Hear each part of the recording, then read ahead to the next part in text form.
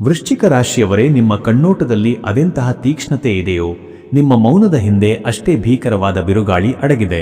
ಸದ್ಯಕ್ಕೆ ನೀವು ಸುಮ್ಮನಿದ್ದೀರಿ ಎಂದರೆ ಅದರ ಅರ್ಥ ನೀವು ಸೋತಿದ್ದೀರಿ ಎಂದಲ್ಲ.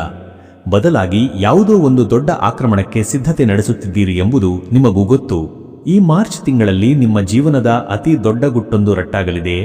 ಆ ರಹಸ್ಯ ಏನೆಂದು ತಿಳಿಯುವ ಮುನ್ನ ಈ ವಿಡಿಯೋಗೆ ಒಂದು ಲೈಕ್ ನೀಡಿ ಮತ್ತು ಕಮೆಂಟ್ ಬಾಕ್ಸ್ನಲ್ಲಿ ಜೈ ಕಾಲಭೈರವ ಎಂದು ಬರೆಯಿರಿ.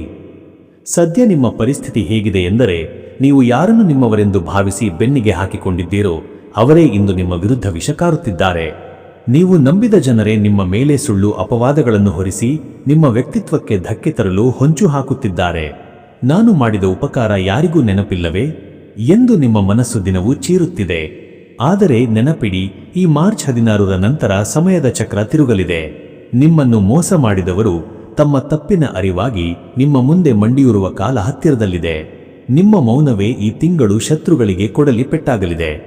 ಈ ಎಲ್ಲಾ ಷಡ್ಯಂತ್ರಗಳಿಂದ ಹೊರಬಂದು ನಿಮ್ಮ ಶಕ್ತಿಯನ್ನು ಜಗತ್ತಿಗೆ ತೋರಿಸಲು ಒಂದು ಶಕ್ತಿಶಾಲಿ ಪರಿಹಾರ ಇಲ್ಲಿದೆ ನೋಡಿ. ಪ್ರತಿ ಮಂಗಳವಾರ ತಪ್ಪದೇ ಸುಬ್ರಹ್ಮಣ್ಯ ಸ್ವಾಮಿಯ ದೇವಸ್ಥಾನಕ್ಕೆ ಭೇಟಿ ನೀಡಿ ಕೆಂಪು ಬಣ್ಣದ ಹೂವುಗಳನ್ನು ಅರ್ಪಿಸಿ ಮತ್ತು ಸಾಯಂಕಾಲದ ಸಮಯದಲ್ಲಿ ಮನೆಯ ಹೊಸ್ತಿಲ ಬಳಿ ದೀಪ ಹಚ್ಚಿ ನಮಸ್ಕರಿಸಿ. ಈ ಸಣ್ಣ ಕೆಲಸ ನಿಮ್ಮ ಸುತ್ತಲಿರುವ ನಕಾರಾತ್ಮಕ ಶಕ್ತಿಯನ್ನು ಸುಟ್ಟು ಭಸ್ಮ ಮಾಡುತ್ತದೆ.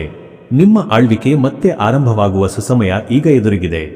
ಹೆಚ್ಚಿನ ಮಾಹಿತಿಗಾಗಿ ಈ ಮೇಲಿನ ನಂಬರ್ಗೆ ಕರೆ ಮಾಡಿ.